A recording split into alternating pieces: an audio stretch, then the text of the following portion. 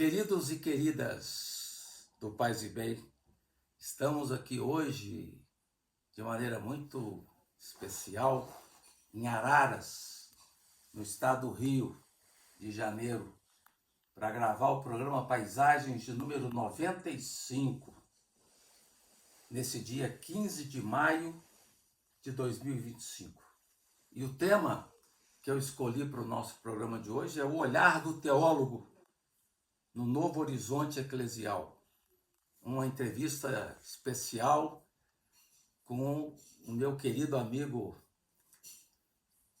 mestre Leonardo Boff, na casa dele, na sua biblioteca, coberta de livros e de imagens de todos os tipos. Leonardo Boff, querido, em que medida esses 34 anos da vida na igreja, sob os pontificados de João Paulo II e Bento XVI, conformaram uma determinada visão de igreja que está assim fincada em boa parte da população católica, envolvendo também religiosos, religiosas, padres, bispos, cardeais? Qual o peso desses 34 anos? Em primeiro lugar, Faustino, quero agradecer a você por seu trabalho cultural de comentar escritores com um olhar de teólogo, descobrindo o mistério das coisas dentro da literatura. Você faz isso de forma magistral, é uma contribuição à nossa cultura. Eu creio que o pontificado do Papa Francisco foi uma espécie de reinvenção da igreja, porque ele não deu importância à igreja como instituição, mas à igreja como movimento, igreja que está em saída, e onde ele diz, de uma forma, para mim, mais importante em termos de teologia, que Cristo não veio ensinar doutrinas, que já na época havia muitas, e nem fundar uma nova religião. Ele veio para nos ensinar a viver o amor incondicional, a solidariedade, a compaixão, o cuidado com a natureza. Cristo veio para nos humanizar. Então eu digo, aqui temos uma igreja que rompe as próprias fronteiras e ela entra no movimento da humanidade, porque até agora a igreja era muito ocidental, uma igreja voltada mais para dentro, especialmente com João Paulo II e o Papa Bento XVI, Bento XV ou XVI? Bento XVI. E ele não, uma igreja voltada para o mundo, para os pobres, e pela Mãe Terra. Eu acho que ele deu uma contribuição à ecologia que os próprios ecólogos, como Edgar Morin, Jeffrey Sachs, americano, um grande economista e ecologista, dizem: o Papa, com essa encíclica, Como Cuidar da Casa Comum, Laudato Si, está na ponta da reflexão ecológica mundial. Então, um Papa que pensou para além da igreja. E a igreja não se autofinaliza, é apenas um lugar a partir de onde a gente descobre o caminho de Jesus, que é o caminho para a humanidade, para a humanização, é o que mais falta no mundo, e o Papa entendeu isso. Viveu como exemplo e deixou como grande herança teológica cristã para a humanidade, não só para nós cristãos do Ocidente. Agora temos um novo Papa, né? Estamos ainda aguardando a sua entronização com a missa do dia 18. E um Papa, desta vez, não jesuíta, é agostiniano. Você está com esperança nessa nova gestão que se inicia? Olha, nós temos pouco tempo de análise, porque ele é um Papa novo. Mas já percebemos que ele é um Papa moderado. Eu não sei se vai ser moderado para a esquerda ou moderado para a direita. O meu medo é que ele seja muito agostiniano, porque ele acentua muito que é um agostiniano, um filho de Santo Agostinho. E Santo Agostinho é um pouco o pai religioso do Ocidente. E um santo talvez mais genial do cristianismo ocidental. mas um santo perigoso, porque ele joga com as duas cidades, a cidade de Deus, a cidade do diabo, o mundo. Ele introduziu a expressão pecado original, que não, a Bíblia não conhece, numa discussão com o São Jerônimo. Fundou uma moral sexual extremamente rigorosa, porque achava que através do ato sexual se transmite o pecado original, e aí cria a massa condenada de todos os homens. Tudo isso virou doutrina na igreja. Agora, a origem é Santo Agostinho. Então, o meu temor é que esse Papa moderado seja demasiadamente espiritualista, no sentido de acentuar o valor da graça, Cristo, Deus como Pai, mistério, mas vizinho a nós, e não dê tanta centralidade à paixão do mundo, sofrimento dos pobres, os gritos da terra, que eram os temas fundamentais do Papa Francisco. Tenho a impressão que esses não são os temas fundamentais dele. Por isso, no início, eu tinha certa distância e até certa decepção para as intervenções dele. Depois que eu entrei no Google e descobri vários YouTubes dele, aí modifiquei. Percebi, ele é um americano, mas a alma dele é latino-americana. Os 30, 40 anos de vivência no Peru, no meio dos indígenas, vendo ele de bota no meio de uma enchente, em cima de um cavalo, no meio de crianças indígenas, preocupado com o cuidado da natureza, que é muito selvagem naquela região, muito árida. Aí eu tive uma impressão, digo, não, esse Papa tem os pés no chão, ele deve ter sido influenciado muito pela experiência com os indígenas latino-americanos. Ele vai marcar a igreja com os sinais latino-americanos. Então, é um norte-americano, mas com uma alma latino-americana. E essa alma acho que vai prevalecer, e eu gostaria até, numa próxima viagem a Roma, me encontrar com ele para reforçar a continuidade do patrimônio deixado pelo Papa Francisco, e que, já que ele se naturalizou peruano, que nunca esqueça as raízes indígenas peruanas e os reclamos que as nações indígenas fazem de reconhecimento da sua sabedoria ancestral, daquilo que elas podem colaborar no salvamento, na salvação da terra, porque eles sabem como tratar a natureza com respeito, com cuidado, sentindo-se parte da Mãe Terra e não simplesmente habitantes de um planeta desértico. Eu sempre fui muito ligado ao diálogo das religiões, e eu queria te perguntar, Leonardo, a seu ver, você acha que a Igreja Católica avançou no diálogo com as religiões, com as espiritualidades? Agora, depois da Dominus Jesus, o diálogo com as espécies, né? Nós somos espécies companheiras. Em que medida, é uma preocupação que eu tenho, em que medida a Dominus Jesus do Ratzinger ainda está muito vigente na Igreja Católica, ou Papa Francisco conseguiu dar um salto adiante da Dominus Jesus, ou evita de tratar esses temas da Dominus Jesus? Olha, o Dominus Jesus é um dos documentos mais tristes do pontificado do Papa Ratzinger. Porque uma igreja que diz, fora da igreja não tem salvação, é uma igreja que não tem salvação. Porque limita a ação de Deus, esse espaço ocidental, europeu, onde se enraizou a igreja, e esquece a humanidade. Vaticano II superou essa ideia medieval, antiga, que fora da igreja não tem salvação.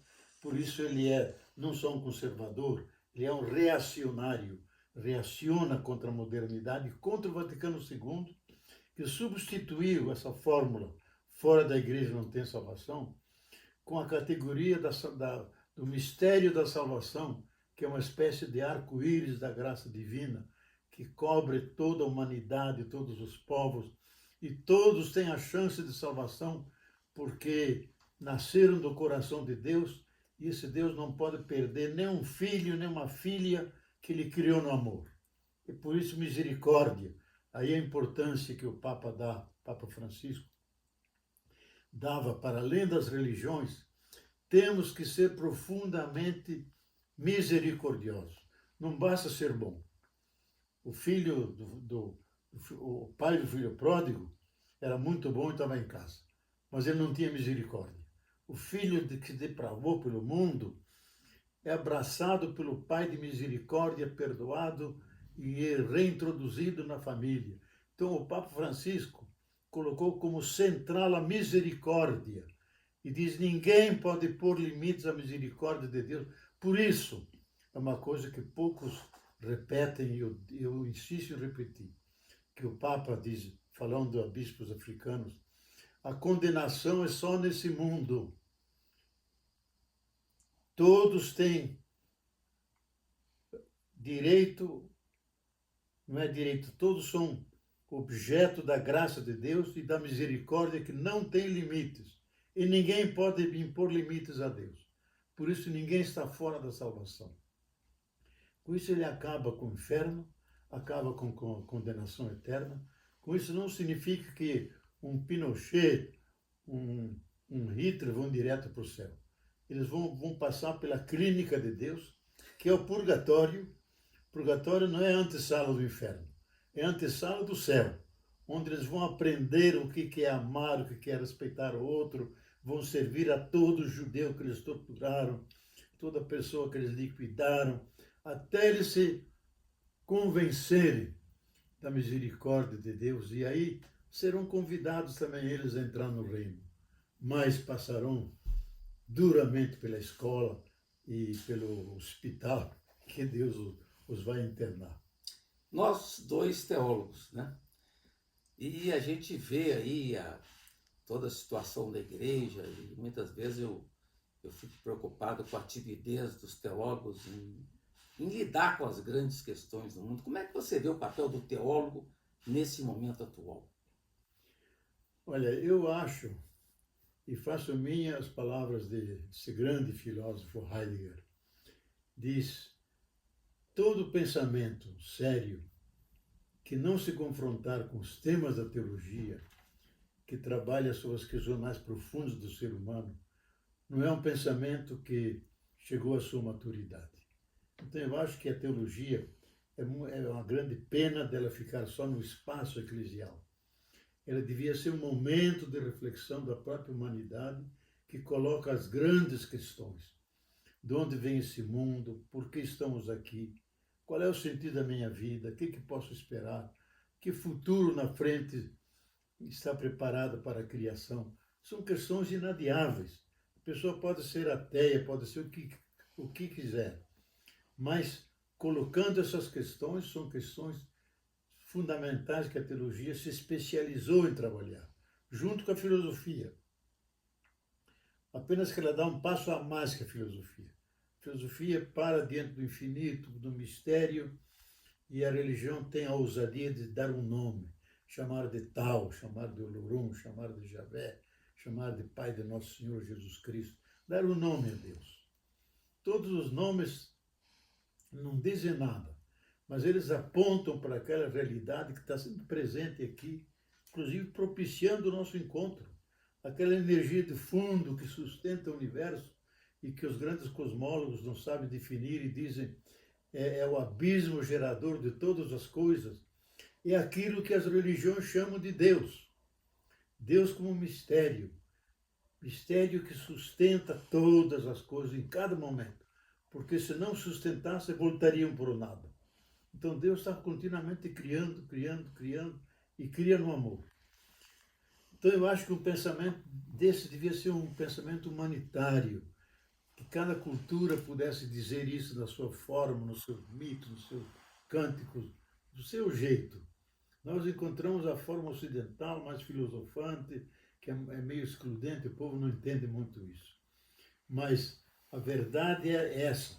Para mim foi importante quando o Papa Francisco se volta para a Meca, se ajoelha e faz uma oração na direção de Alá. Diz: Alá é um nome, mas a realidade que está atrás é a mesma que eu adoro e que eles também adoram, que é o mistério de Deus. Aí eu acho que ele como Papa e homem de verdade, religião superou a religião. Chegou ao verdadeiro mistério das coisas, que está presente em cada momento. E isso eu acho que seria o trabalho da teologia como colaboração humanística, como algo que está no profundo do ser humano, que não é inventada, mas é continuamente colocada como desafio ao pensamento, ao sentido da vida, porque chega um momento que cada um tem que se confrontar com o sentido último da sua vida, o sentido da sua morte, do futuro que o espera. E isso é inadiável, é humano, por isso que hoje as novas ciências, the new science, dizem os americanos, falam da espiritualidade natural, não religiosa. É aquela que está no profundo do ser humano. E que nós cobrimos de cinzas com a cultura do consumismo, com a cultura da modernidade, com a razão instrumental analítica, e afogamos a razão sensível, a razão cordial, que sente Deus. Porque crer, já dizia Pascal isso, crer não é simplesmente pensar Deus. Crer é sentir Deus com a totalidade de nosso ser. E isso acho que cada um pode ter essa experiência desse mistério que nos cerca. Pode ser que não diga nada, faça uma dança, guarde um silêncio, faça um desenho, faça uma poesia, diz uma palavra, não importa a forma de expressão, mas é a experiência que todo ser humano faz, que estamos cercados por um mistério. E já Einstein dizia, quem não entendeu o mistério do mundo não sabe o que é o mundo, porque o mundo é um mistério a ser compreendido afetivamente, com o coração, e não simplesmente como interpretação. Você que ultrapassou a etapa dos 80 anos, quando você olha para trás e vê a sua história, a sua vida, a sua atuação, o seu testemunho, você se sente um teólogo realizado, Leonardo? Olha, é uma questão que eu me coloco, estou me descobrindo agora como velho, e não me preparei para a velhice. Então estou com dificuldade de me aceitar, e quando olho para trás, diz, o que eu fiz? Eu não plantei um pé de milho, não plantei um pé de trigo, não fiz nada para alimentar a humanidade. Eu escrevi livros. Mas livro não mata a fome de ninguém. Então eu vejo na estante aqueles cento e tantos livros e me dá vontade de pegar um litro de gasolina e tacar fogo. Isso tudo não vale nada. O que vale é a vida, é o amor às pessoas, é os serviços mais humildes.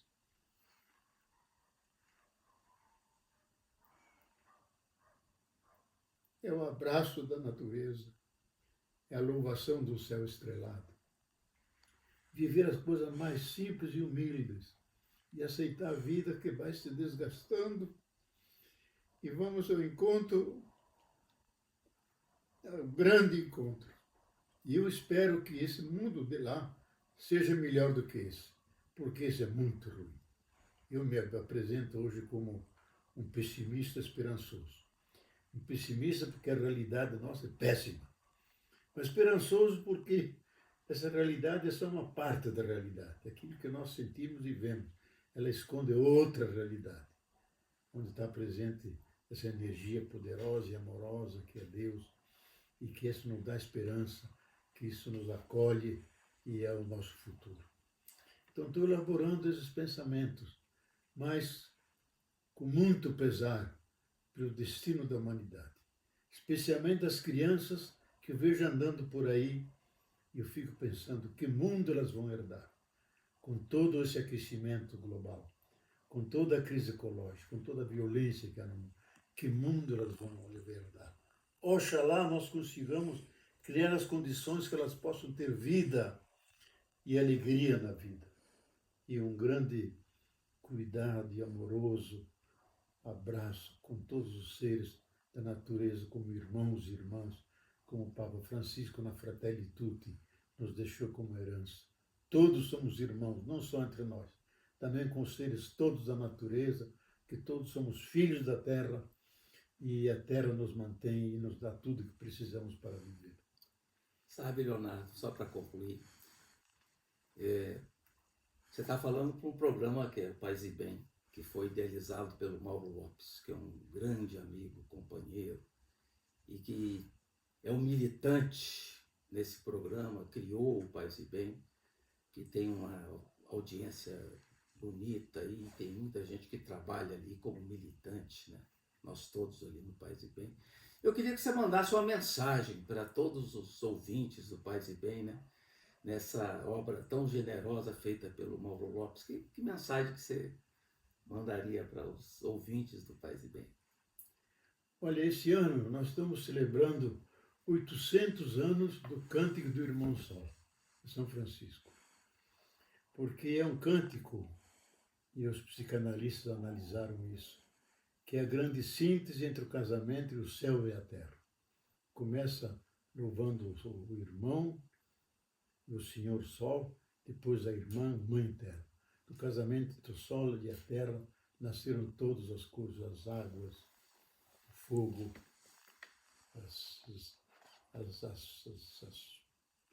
os seres vivos cantados pelo cântico. E é uma grande síntese entre a ecologia exterior, que ele respeitava e amava, com a ecologia interior, em que ele sente todos esses seres ressoando dentro dele e sentindo-se realmente parte da natureza e não em cima e dominando a natureza. Então, quando ele fala paz e bem, é uma mensagem não só para os humanos, paz com a Mãe Terra, bem para com todos os seres que estão sendo espoliados, sofridos hoje, os humanos, os animais, as plantas. Então, esse paz e bem tem uma dimensão cósmica que recobre todos os... É o shalom bíblico, que é aquela paz que Deus quer para toda a sua criação. Então, acho que esse programa ele é extremamente benéfico porque difunde uma ideia de totalidade, de integração e, no fundo, uma reconciliação nossa com a Terra, porque nós quebramos o pacto, que é o pacto natural, o contrato natural com a Terra. Ela nos dá tudo o que precisamos e nós não agradecemos, maltratamos, devastamos a Terra. Paz e bem é restabelecer o pacto natural com a Mãe Terra, o pacto social de todos os seres humanos como irmãos e irmãs, e o pacto universal, sermos irmãos e irmãs das estrelas, das galáxias mais distantes, pertencemos a essa totalidade que é a criação boa de Deus. Eu acho que paz e bem inclui todas essas dimensões que nos tornaram possíveis pelas reflexões que o Papa Francisco fez na Laudato Si, como cuidar da casa comum. Gente querida da comunidade Paz e Bem, é com muita alegria então que eu me despeço, agradecendo profundamente essa palavra profética de sabedoria, né, de maturidade do Leonardo. Agradecer também ao Felipe Albani, que cuida da parte técnica. Um grande abraço para todas e todos da comunidade. Até semana que vem. Paz e bem. Paz e bem.